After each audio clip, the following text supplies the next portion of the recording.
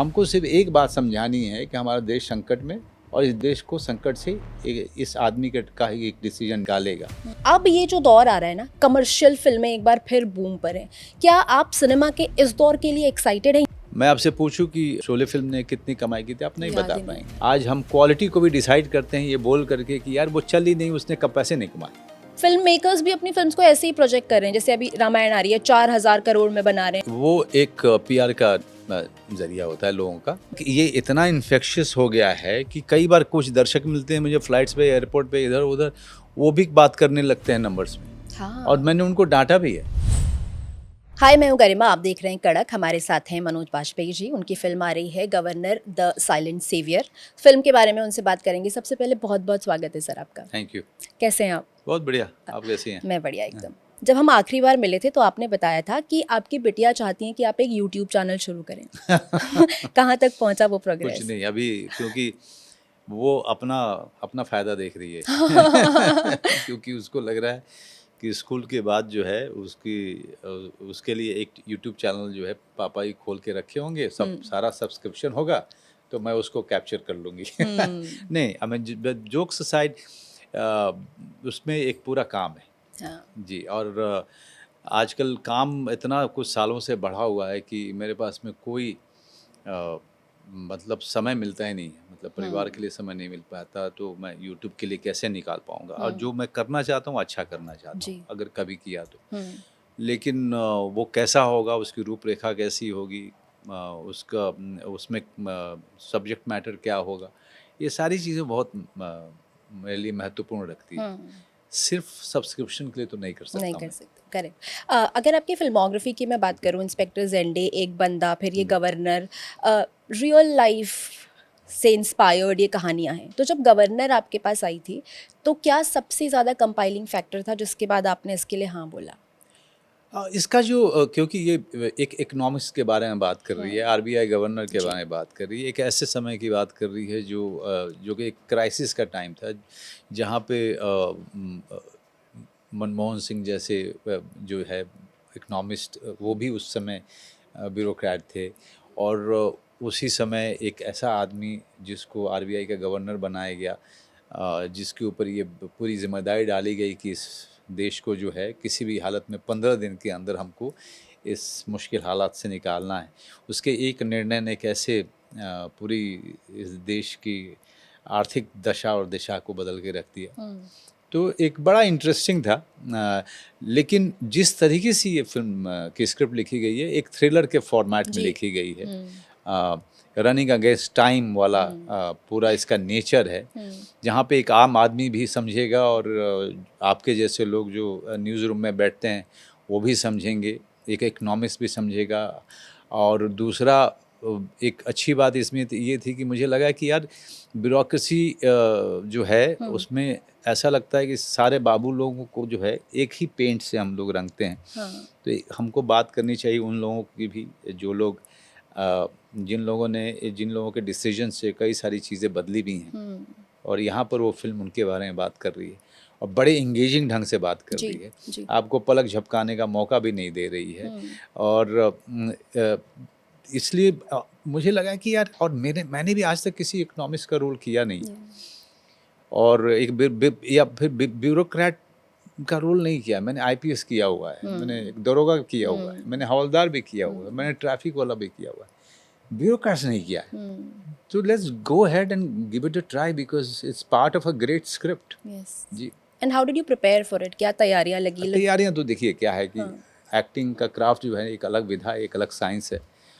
उसमें कई सारे चीज़ें हम लोग इजाद करते हैं, कई सारी चीज़ें जो पहले से लिखी गई हैं या की है हमने, उसको हम उसमें लेके आते हैं स्क्रिप्ट। लेकिन शुरुआत सबसे पहले यही होती है कि स्क्रिप्ट को जो है, ख़ास करके ऐसी स्क्रिप्ट को तो आप जितनी बार पढ़ सकते हैं पढ़िए, उसके बारे में जानिए। इकोनॉमिस्ट अगर बनना है तो इकोनॉमिक्स के करीब जाइए, और उसमें आपको कोई एक्सपर्ट होने की ज़रूरत नहीं है। कम से कम आपको इतना पता होना चाहिए कि जो लाइन बोल रहे हैं यार उसका मतलब क्या है, उसके और मायने क्या हैं, उसके नुआंसेस क्या हैं। फिर जो आदमी इसे कर रहा है वो आदमी कहाँ से आता है, उसकी परवरिश क्या है, उसका चाइल्डहुड क्या रहा है, उसकी पढ़ाई लिखाई क्या रही है, और आज जब जिस उम्र में है, जब वो इस पोस्ट पे जा रहा है, तो वो कहाँ से आ रहा है और किस परिस्थिति में आ रहा है। कई सारी आपको एस्पेक्ट होते हैं जिस पे हमको काम करना होता है। कुछ रोल जो है 1 महीने में तैयार होते हैं, कुछ रोल 2 महीने में तैयार होते हैं, कुछ रोल 3 महीने, 4 महीने, 5 महीने में तैयार होते हैं। ये रोल जो है कठिन रोल में से एक है। जिसमें क्योंकि कठिन इसलिए भी था क्योंकि मैं पूरी जिम्मेदारी से इसको निभाना चाहता था, क्योंकि ये आम हीरो या आम प्रोटैगनिस्ट की कहानी नहीं है, ये एक फिक्शनल नहीं है, एक बेस्ड ऑन ट्रूथ है, yes. एक इस बायोपिक नहीं है, बेस्ड ऑन ट्रूथ इवेंट्स है, ट्रू इंसिडेंट्स है। तो आप इसके प्रति पूरी जिम्मेदारी से आप इसको निभाइए, बिना कोई अपने दिमाग में साइड या लीनिंग लिए हुए। एक फिल्म एक समय की घटना, और वो समय सबसे संकट का समय था हिंदुस्तान के लिए। इन सब बातों को ध्यान में रखते हुए हम अपनी तैयारी करते हैं। जी, किरदार की तो तैयारियों में आपकी मेहनत लगी। एक और चीज़ मैं समझना चाहूँगी, जब हम इस तरह की फ़िल्में देखते हैं, जैसे जो फाइनेंस पे बेस्ड होती है, जिसमें भारी भरकम टर्म्स, सिचुएशंस का इस्तेमाल होता है। मुझे एक फ़िल्म याद आती है, 2008 के इकोनॉमिक क्राइसिस पे एक फ़िल्म बनी थी, द बिग शॉट। उसमें ना बहुत सारी जटिलताओं को बहुत आसानी से समझा दिया गया है। तो ये भी तो मेकर्स के तौर पर या एक्टर के तौर पर एक बड़ा चैलेंज रहा होगा कि जो बंदा इन टर्म्स से वाकिफ़ नहीं है, वो भी इस फिल्म को, इसके कॉन्टेक्स्ट को, इसकी चीज़ों को आसानी से समझ देखिए, पाए। बिग शॉट जो फिल्म है ना, जब वो बनती है तो उसका जो दर्शक वर्ग है, अंग्रेजी देखने वाला, उसका दर्शक वर्ग पहले से आप जानते हैं कि वो, या अगर नहीं भी समझता होगा तो उसको बात कहीं ना कहीं समझ में आ जाएगी। लेकिन जब हम अपने ऑडियंस की बात करते हैं, और जिस तरीके का पूरा डायनेमिक्स है हमारी इस कंट्री का, बिल्कुल अलग है। इसके दर्शक कई स्तर पे बटे होते हैं। तो हमारे लिए चैलेंज बहुत बड़ा होता है कि हम ना सिर्फ उसको सिंप्लीफाई करके बताएं, बल्कि उसको एक ऐसी कहानी में ढाल करके बताएं कि वो फिल्म एंगेजिंग लगे, उसको लबो लुबाब बात समझ में आए, उसको इकोनॉमिक टर्म्स हमको नहीं देने, हमें उसको उसका पाठ नहीं पढ़ाना है। हमको सिर्फ एक बात समझानी है कि हमारा देश संकट में, और इस देश को संकट से इस आदमी का ही एक डिसीजन निकालेगा। तो रनिंग अगेंस्ट टाइम का जो कॉन्सेप्ट है, हम उसको लेके चले, ताकि आम रिक्शा वाला, आम मजदूर, कोई भी जो देखे वो उस कहानी से जुड़े। जी, तो ये भी तो एक चैलेंज रहा होगा ना फिल्म बनाते समय? Definitely it's a challenge. तो उसको राइटिंग के लेवल पे सबसे पहले हम उसको सॉर्ट आउट करते हैं, और फिर डायरेक्शन के लेवल पे सॉर्ट आउट होता है, देन परफॉर्मेंस के लेवल पे हमको सॉर्ट आउट करना पड़ता है। For that an actor has to be very well equipped. अगर वो पूरी तरीके से समझ करके याद करता है, या उसको कई बार बोलता है, कई बार उसके मायने समझता है, तभी वो दर्शक को अपने परफॉर्मेंस के ज़रिए सिंप्लीफाई कर सकता है। जी, मधु जी इस फिल्म में है, जिनको हम रोज़ा के लिए जानते जी। हैं। उनके साथ काम करने का कैसा अनुभव रहा? आप, क्योंकि हम जब उनके बारे में सोचते हैं तो सबसे पहले रोज़ा ध्यान में आती है। हम सबके हाँ, तो आपकी हम उनके सब साथ जो है अपनी उम्र के बड़े कमाल के दौर में थे। तो मधु को देखने के बाद हम सब जो है एक अजीब सा उनके इश्क में पड़े थे, और मैं ही नहीं, मतलब सारे पूरे दर्शक गण जो है उनके इश्क में था। तो पहली बात ये है कि it was a privilege working with her, and she is a very very fine person, very gentle person I would say, and very family person, और वो बहुत ही पोलाइट बिहेवियर वाली हैं, and very grateful to everything that she is in और she is doing. इतना gratefulness जो है, मेरे ख्याल से आजकल की जनरेशन में मुझे नहीं देखने को मिलता है। जितना ग्रेटफुलनेस मैं देखता हूँ मधु जैसे एक्ट्रेसेस को, आज भी जो है, जब आप शूटिंग पे आ रही हैं तो she is very grateful to the fact that she is working, she is doing something, so she is very grateful to the day, she is very grateful to the set. तो इस तरह के लोग आजकल का generation somewhere thinks that they are because they are born with so many privileges. so many Yeah. privileges. तो उनको नहीं पता है कि एक समय पे ये सब नहीं था. Yeah. हम तो कहानी उस समय की कर रहे हैं. बट मधु या हम जैसे लोग जो इंडस्ट्री में उस समय आए थे, जब बहुत सारी चीज़ें उपलब्ध नहीं थी, बहुत सारे एवेन्यूज़ नहीं थे, तो हमको एक एक काम जो हमको मिलता है, हमको लगता है कि वी बिन वेरी लकी और हमारी ज़िंदगी में एक मिरेकल हुआ है. तो ये इस जनरेशन से एक्सपेक्ट करना मूर्खता होगी, क्योंकि वो जब जन्म लिया है तो ये सारी चीज़ों से सराउंडेड था. तो मधु के अंदर में वो खासियत है. जी सर, 60s और 70s का जो सिनेमा का दौर था उसको गोल्डन पीरियड कहा जाता है. फिर 2010 का वो समय आया, गैंग्स ऑफ वासेपुर आई, कनु बहल की फिल्में आई, कान में गई फिल्में. अब ये जो दौर आ रहा है ना, कमर्शियल फिल्में एक बार फिर बूम पर हैं. क्या आप सिनेमा के इस दौर के लिए एक्साइटेड हैं, ये जो इस समय चल रहा है? देखिए, हर तरीके की फिल्में बनती हैं. ये है कि हम आजकल जो एक चलन हो अभी चला हुआ जो पहले नहीं था. मैं आपसे पूछूं कि शोले फिल्म ने कितनी कमाई की थी, आप नहीं बता पाएंगे. राइट. आप अमर एंथनी ने कितनी कमाई की थी, नहीं बता पाएंगे. या रजनीगंधा ने कितनी कमाई की थी, आप नहीं बता पाएंगे. क्योंकि हमारे दौर में एक सबसे पहली चीज़ होती थी कि कितने दर्शक जा रहे हैं कि नहीं जा रहे. दर्शक जा रहा है फिल्म देखने, वो सबसे बड़ी बात होती थी. और ये फिल्म 500 करोड़ की है, ये फिल्म 50 करोड़ कमाई, इस तरह की बातें नहीं होती थी. और ये पैसे कमाना जो है वो क्वालिटी डिसाइड करेगा, ये सब चीज़ें नहीं थी.